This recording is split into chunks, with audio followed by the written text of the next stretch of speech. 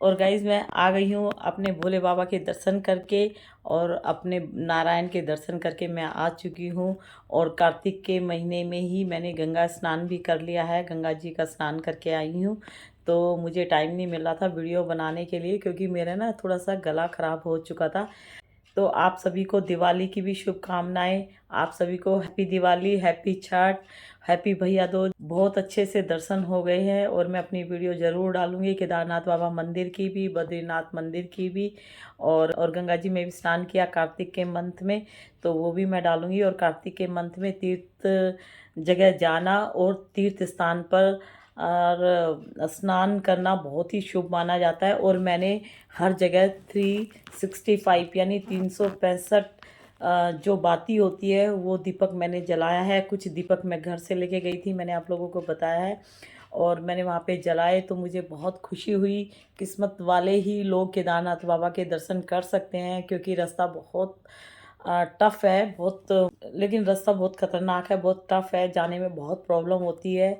और मेरे को बहुत घबराहट हो रही थी, और पैदल तो मैं बिल्कुल भी नहीं चल पाई हूँ गाइज़। मैंने प्लान किया था कि मैं पैदल जाऊँगी, पैदल गाइज़ मेरा प्लान था कि मैं भी पैदल यात्रा करूँगी, लेकिन मैं नहीं कर पाई पैदल यात्रा। बहुत मुश्किल है, चढ़ना बहुत मुश्किल है, क्योंकि ऐसे हाइट में चढ़ना पड़ता है, ऐसे मतलब प्लेन एरिया तो बिल्कुल भी नहीं है। और मैं सोची थी कि वैष्णो देवी में ही सांस फूल जाते हैं मेरे, तो वैष्णो देवी में मैं जाती हूँ, मैं पैदल ही जाती हूँ। मैं आज तक किसी खच्चर या घोड़े पे नहीं बैठी हूँ, तो खच्चर या घोड़े पे नहीं बैठी हूँ, तो मैं पैदल जाती हूँ वैष्णो देवी, लेकिन मेरे सांस फूल जाते हैं।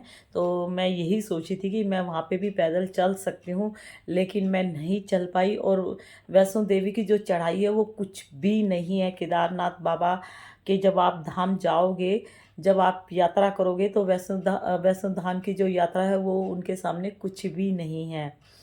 बहुत ही ज़्यादा ऐसे खड़ी चढ़ाई है और बहुत मुश्किल है। और जगह जगह मतलब जो पानी बहता है अलकनंदा नदी का, झरने हैं, और मतलब देखने में तो इतना अच्छा लगता है ना वहाँ पे, स्वर्ग में जैसे हम जा रहे हैं, स्वर्ग की तरफ जा रहे हैं। और गाइस वहाँ पे थोड़ा सा ऑक्सीजन की प्रॉब्लम है, तो हमारे साथ जो बच्चे गए थे उनकी तबीयत ख़राब हो चुकी थी, उनके ऑक्सीजन की कमी हो गई थी, तो उनको हमने हाथ पे कपूर बांधा था, तो वो कपूर सूंघ सूंघ के वो जा रहे थे। और बार बार मेरे को भी थोड़ा सांस लेने में दिक्कत हो रही थी, तो यहाँ पे हमने कॉटन के कपड़े में कपूर बांध के ऐसे सूंघ रहे थे, स्मेल ले रहे थे, ऐसे कर रहे थे हम लोग। और बार बार गला सूख रहा था, तो इतनी सारी चॉकलेट सबकी पॉकेट में डाली हुई थी, सब एक एक चॉकलेट निकाल निकाल के मुंह में डाल रहे थे। और वहाँ पे इतनी ठंड थी, मैं आपको बता नहीं सकती, बहुत ठंडा मौसम था। पहाड़ों पे बर्फ़ गिरनी स्टार्ट हो चुकी थी, तो मुझे लग रहा था कि जैसे जैसे ऊपर जाएंगे तो प्यास नहीं लगेगी, क्योंकि मौसम ठंडा है तो ठंड में प्यास कम लगती है। लेकिन जैसे जैसे हम ऊपर जाते गए तो पूरा माउथ सूखता जा रहा था गाइज, सबका, मेरा नहीं सबका, पूरा माउथ पूरा सूख गया हमारा। यहाँ गले तक ऐसे लग रहा था, मतलब पूरा सूख गया एकदम, ऐसे कुछ सटक भी नहीं पा रहे थे। तो छोटी छोटी बोतल हमने 2-3 बैग में रखी हुई थी, तो वो बस पानी थोड़ा सा डालते थे कि ये माउथ जो है गीला हो जाए, मतलब ड्राइनेस ना हो, गीला हो जाए। और मेन मंदिर में जब एंटर करने लगी, मैं मेन मंदिर में पहुंच गई, जब वेट कर रही थी, क्योंकि बहुत भीड़ थी, और उस टाइम भी गला इतना सूख रहा था कि मैं आपको बता नहीं सकती। और कुछ भी खाने को मन नहीं हो रहा था, बस मुंह गीला करते रहे, करते रहे, हर 2-2 मिनट में मुंह में पानी डालना पड़ा था, इतना मतलब ड्राई लग रहा था, बहुत ज़्यादा ड्राई लग रहा था। और जैसे ही हम केदारनाथ बाबा के मंदिर के पास पहुँचे, तो टेढ़ा मेढ़ा रास्ता था। जब जैसे ही मंदिर के पास पहुँचते हैं, तो पहाड़ों के बीच में जैसे एक प्लेग्राउंड नहीं होता है, ऐसे एक प्लेग्राउंड है, और प्लेग्राउंड के बीच में भोले बाबा का मंदिर है, केदारनाथ बाबा का मंदिर है। मतलब आप सोच भी नहीं सकते कि जिस माउंटेन से आप यात्रा कर रहे हो, पहाड़ों में चढ़ रहे हो, टेढ़ा मेढ़ा ऐसे ऐसे रास्ता है, और ऊपर जैसे ही एंटर करते तो इतना बड़ा प्लेग्राउंड, माय गॉड, यकीन ही नहीं हो रहा इतना चौड़ा। और वहाँ पे वहीं पे पास में ही हेलीपैड है, और हेलीपैड जो हेलीकॉप्टर आ रहे थे वो वहाँ पे उतार रहे थे, और इतना प्लेन एरिया बहुत सुंदर लग रहा था। मैं मतलब बता नहीं सकती, वाकई में बहुत सुंदर है। लेकिन जिनकी तबीयत ख़राब रहती है तो प्लीज़ मैं उनको बोलूँगी कि आप लोग थोड़ा सोच समझ के ही जाएं। और छोटे बच्चों को लोग जोश में ले जाते हैं, लेकिन बच्चों की तबीयत बहुत ख़राब हो रही थी, वहाँ देखी थी मैंने।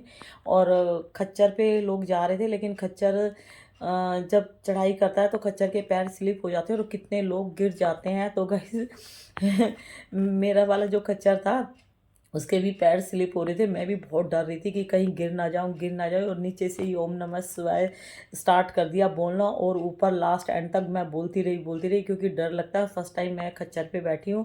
और जब हम पैदल जाते हैं तो हमें खाई इतनी नज़र नहीं आती, जब खच्चर पे बैठ के हाइट में बैठ गए तो मुझे इतना डर लग रहा था। मैंने पहले खच्चर वाले भैया से बोला कि मैंने कहा मेरे को जो खच्चर चाहिए वो ऊंचे ऊंचे चाहिए, हट्टे कट्टे चाहिए, कि जो आराम से ले जाए, गिराए ना। अब मैं फ़र्स्ट टाइम गई हूँ, मुझे भी आइडिया नहीं था, मेरे दीदी के बेटे को भी आइडिया नहीं था। तो उसने भी बोला कि हमारे हट्टे कट्टे खच्चर लेके आना जो सॉलिड हो। तो जैसे ही वो अच्छे अच्छे खच्चर लेके आया सॉलिड वाली, जैसे हम उसके ऊपर बैठे तो गाइज हमारी हाइट और ऊपर हो गई। और तो जैसे ही हम चलने लगे ना तो हमारी हाइट इतनी ऊंची हो गई कि हमें नीचे का पूरा नज़ारा दिख रहा था, कि खाई, और खाई में जो अलकनंदा नदी बह रही थी, अलकनंदा नदी बह रही थी, तो इतनी ज़ोर से आवाज़ आ रही थी पानी की, सर सर सर, इतना डर लग रहा था। मैंने बोला भाई ये खच्चर चेंज कर दे। बोलता क्यों?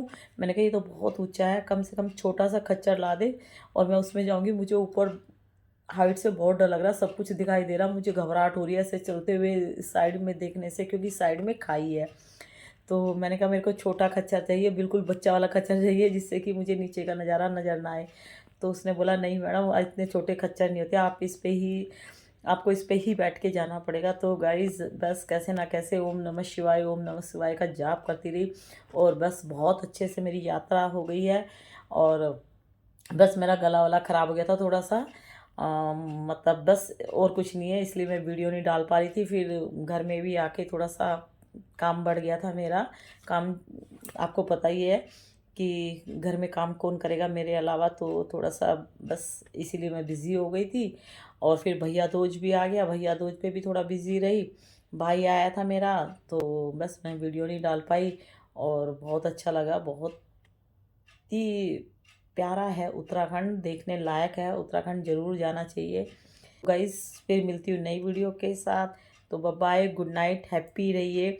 और मैंने आप सब लोगों के बारे में प्रार्थना की है बाबा से। मैंने कहा बाबा मेरे जितने भी सब्सक्राइबर हैं सबके घर में सुख शांति दे, सबको वो मतलब अपना आशीर्वाद बनाए रखना। जिसके घर में जो जो भी प्रॉब्लम है, जो भी मेरा सब्सक्राइबर जिस प्रॉब्लम से ये परेशान है, आप प्लीज़ उनकी भी हर तरह से हेल्प कीजिए, क्योंकि भगवान जी तो देखो सब जानते हैं, बिना बोले समझे सब समझ जाते हैं। तो मैंने उनको बोला, मैंने कहा बोले बाबा मैं भी बहुत अच्छी वीडियो बनाती हूँ, और सबके अच्छे के लिए वीडियो बनाती हूँ, सबको समझाने का काम करती हूँ कि ये गलत काम ऐसे मत करो। तो हम लोगों को कोई पूछता नहीं है, हम लोगों को कोई देखना पसंद नहीं करता।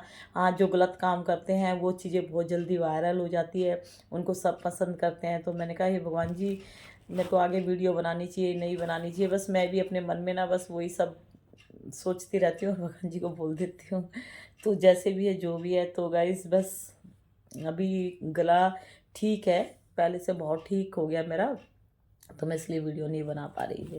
तो फिर मिलती हूँ गाइस, और आप सबको छठ की बहुत बहुत शुभकामनाएं। जो लोग छठ करते हैं उनको दिल से मैं बोलूँगी, आप लोगों को दिल से छठ की बहुत बहुत शुभकामनाएं।